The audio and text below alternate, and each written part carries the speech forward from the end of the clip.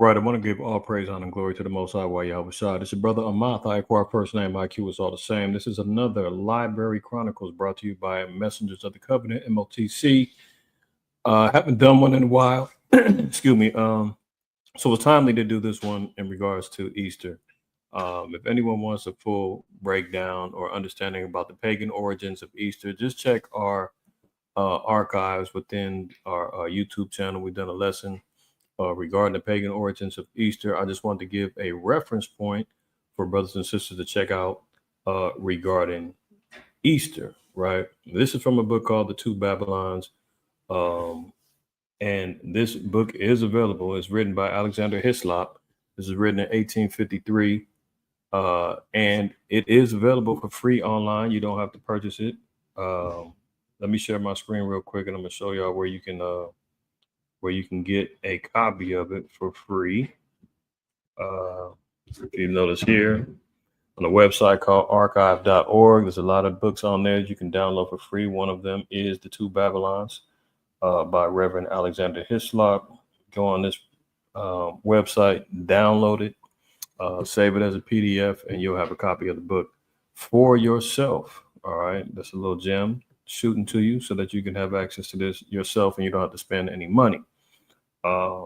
Outside of that, let's delve into the book a little bit. I just want to cover chapter 3, being that many of our people are celebrating Easter, have traditionally celebrated Easter, are going to be doing it today.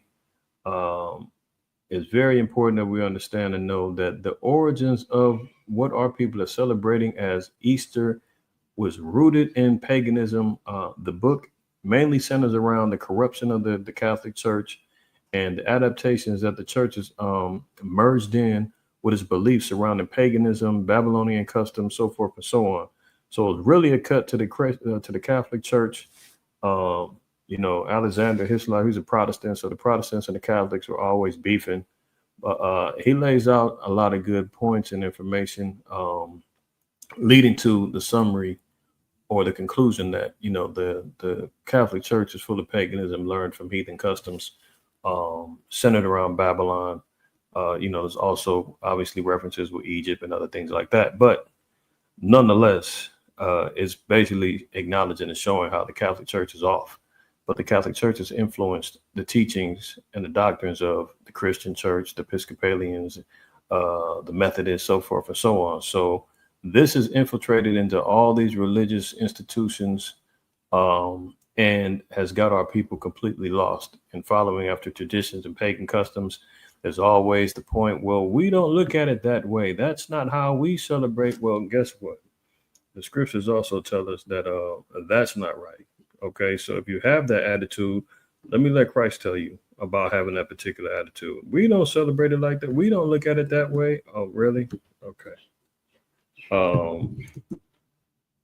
Excuse me. Let's look at the book of Mark, chapter 7. And let's read verse 6, and we're going to read down. It says, he answered and said unto them, well hath Esaias prophesied of you hypocrites, as it is written, this people honoreth me with their lips, but their heart is far from me.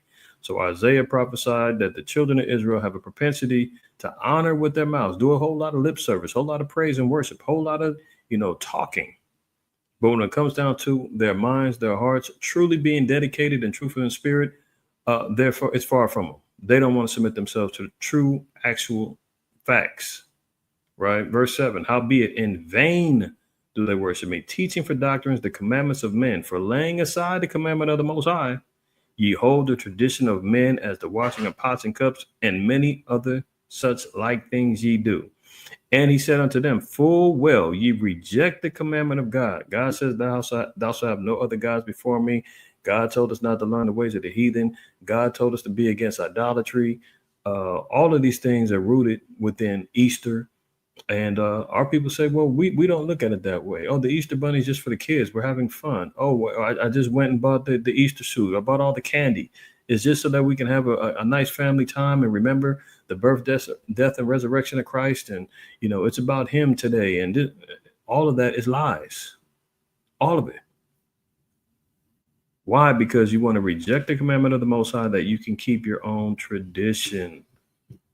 That's what our people want. You just want to traditionally keep these things. You don't want to do what's right. Okay, let's look at Romans, the 10th chapter. Romans 10. Oosh, why do I keep putting 104? My bad, y'all. Romans 10. And let's read verse 1 and 2. Brethren, my heart's desire and prayer to the Most High for Israel is that they might be saved. That's what Paul said. His heart's desire and prayer to God for Israel is that they might be saved. Verse 2, for I bear them record that they have a zeal of God, but not according to knowledge. See, that zeal is not going to get you by. You got to have the knowledge to back it up. So to have the attitude of, well, we don't do it that way. I don't see it that way. We don't look at it from pagan aspects. No, you have to acknowledge the truth. This is where it stems from. You can't create and turn it into your own tradition, your own ways. You can't allow that zeal to formulate your own understandings and think that it's going to be isolated in the eyes of God. Can't do that. Without further ado, let's look at this book. Let's look at the book. Okay. And we'll start here. Chapter 3, section 2, regarding Easter. Now it says, then look at Easter. What means the term Easter itself? It is not a Christian name. It is not a Christian name, right? It bears its Chaldean origin on its very forehead. Easter is nothing else than Astarta, one of the titles of Beltis, the queen of heaven, whose name is, as pronounced by the people, Nineveh, was evidently identical with that now in common use in the country. Let's drop down a little bit.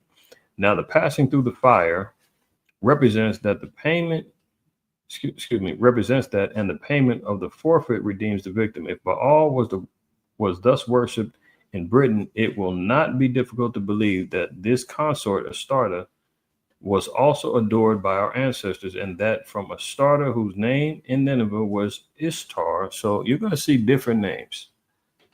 Astarta, Ishtar, you'll see Diana, you're going to see Sybil. As different nations adopted these particular customs, they transformed them into their own gods. You may see Dionysus, you may see all different type of names. It's all associated with paganism and worship. You're going to see, Tammuz, Nimrod, all these different names. All of them could be interchangeable with, depending on the ruling kingdom, would institute their own goddess name. So Astarta, Ishtar, they're both the same, right? So when you read it in different aspects of pagan customs and heathenistic customs, they all stem from Babylon. All right. So let's read it again. If Baal was thus worshipped in Britain, it will not be difficult to believe that his consort Astarta was also adored by our ancestors, and that from Astarta, whose name in Nineveh was Ishtar, the religious solemnities of April, as now practiced, are called by the name of Easter that month. Our pagan ancestors have been called Easter Monath. The festival of which we read in church history under the name Easter in the 3rd or 4th centuries was quite a different festival from that now observed in the Roman church, and at that time was not known by any such name as Easter. So what is he acknowledging? He's saying that the spring festivals that we were keeping, or that the church was learning to understand and keep, was surrounding Passover. But it was changed up through church history and through the Roman Catholic Church that they instituted Easter as a substitute. So he's acknowledging, he's saying all throughout the 3rd or 4th century, there was no such thing as Easter. Nobody was doing that. What was it called? It says it was called Pesach, or the Passover, and though not apostolic institution, was very early observed by many professing Christians in commemoration of the death and resurrection of Christ. So we don't see that same practice happening within the churches now. The churches in the early 3rd or 4th centuries, they were still keeping Passover or elements of the Passover until the Roman Catholic Church and its influence changed it to pagan worship of Easter, right? So even from the aspect of traditions of churches, if the churches were really looking for their origins of tradition, they would be still keeping the Passover now if they looked at what the churches was doing in the 3rd or 4th century.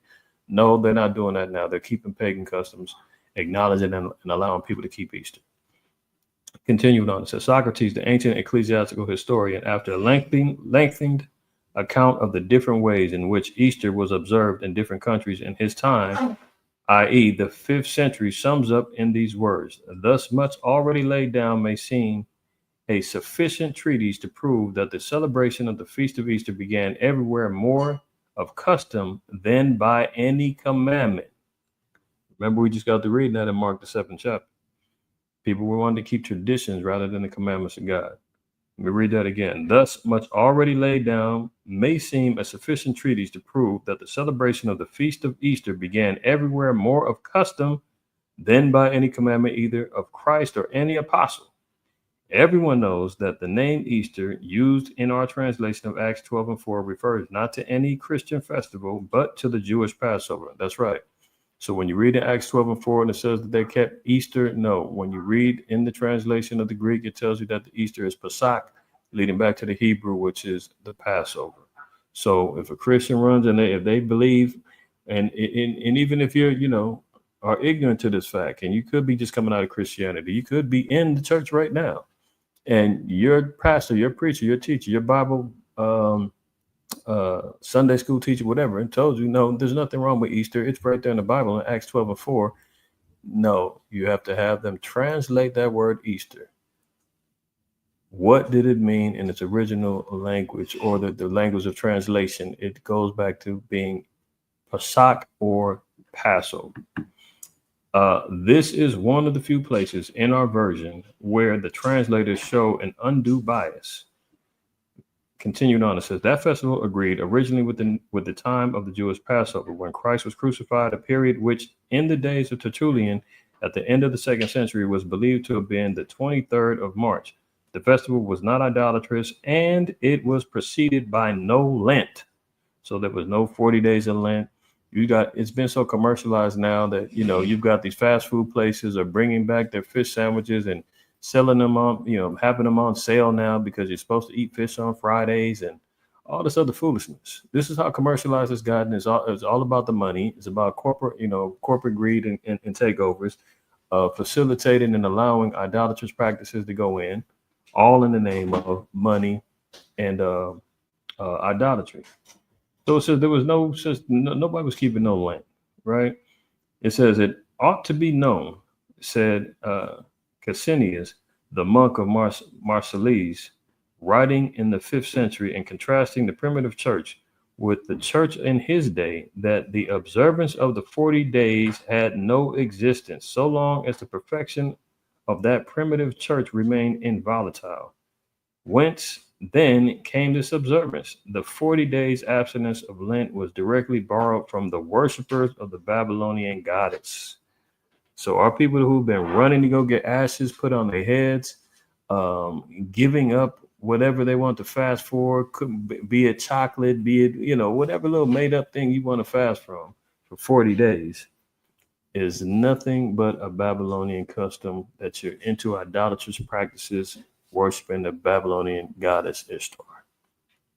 It says, such a Lent of 40 days in the, quote, spring of the year is still observed by the Yazidis, or pagan devil worshippers of Kurdistan, who have inherited it from their early masters, the Babylonians. Such a Lent of 40 days was held in spring. Blow this up a little bit. Such a Lent of 40 days was held in spring by the pagan Mexicans.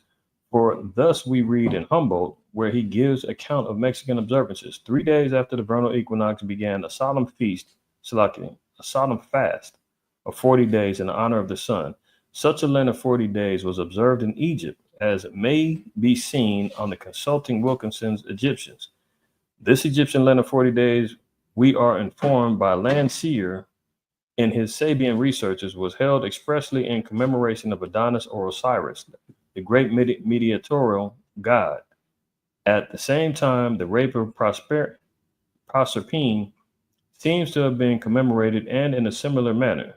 For Julius Firmicus informs us that for 40 nights, the wailing of Proserpine continued, and from Honorbius, we learn that the fast which the pagans observed, called Castus, or the sacred fast, was by the Christians in his time believed to have been primarily in imitation of the long fast of Ceres, when for many days she determinedly refused to eat on account of her excessive sorrow. That is on account of the loss of her daughter Proserpine when carried away by Pluto, the god of hell.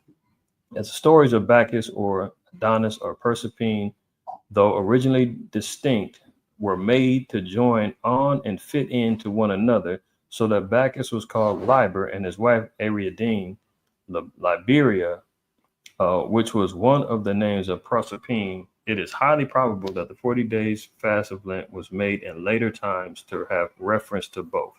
So you see how intertwined Lent has been adopted by the Egyptians, from Babylonians, the Romans, all surrounded around their pagan gods. It all gets intertwined, and it has nothing to do with Christianity, nothing to do with the Bible, outside of acknowledging that it's wicked. Okay. And that's just the fact. That's just dealing with Lent. Let's drop down here. It says the words of Socrates writing on this very subject about 450 AD are these: those who inhabit the princely city of Rome fast together before Easter 3 weeks, excepting the Saturday and Lord's Day.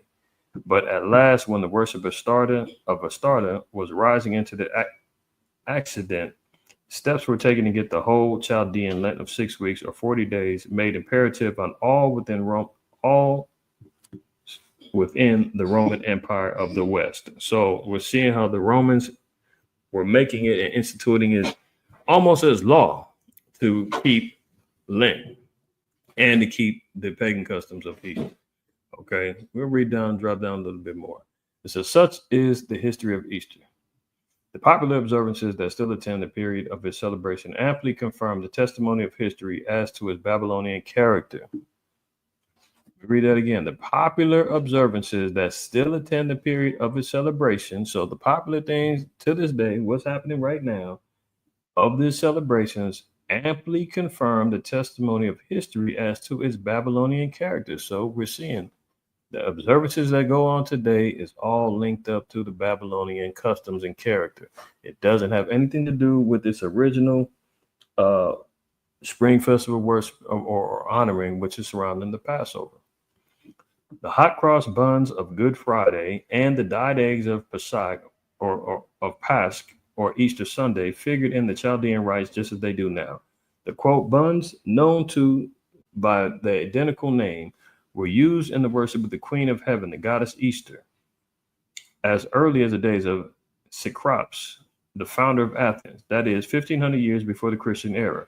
Quote, one species of sacred bread, says Bryant, which used to be offered to the gods, was of great antiquity and called boom.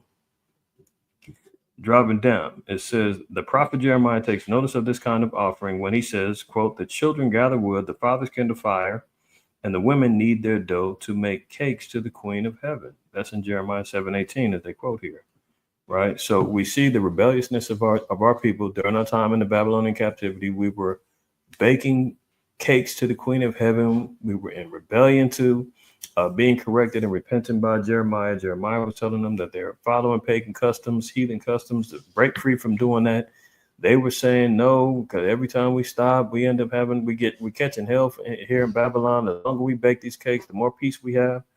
You know, these were the things that our people were doing. So just as we're telling our people now to break away from these traditional ways of keeping these pagan customs, i.e. Easter, our people think that they're going to be cursed. They're going to go to hell if they don't stop following after Easter, because they think that they're observing the commemoration of the birth, death, and resurrection of Christ.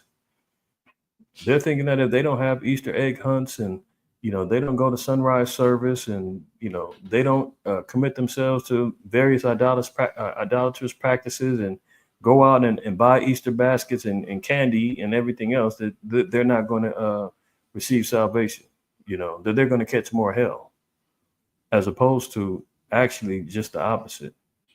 Okay, let's continue.